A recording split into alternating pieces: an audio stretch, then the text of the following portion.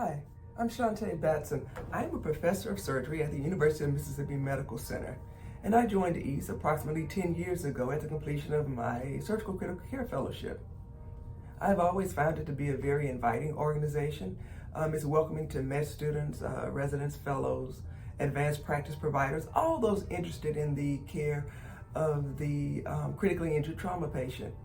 Um, it's a great place to find community. There are many opportunities to serve on committees. I chose to serve on the membership committee, but there are many ways to get involved, and that can be tailored to your particular interest. You know, annually there is a conference with many scientific sessions. That's always wonderful. But pre-conference also provides an opportunity to attend courses that provide practical instruction that is immediately applicable upon return to your home institution.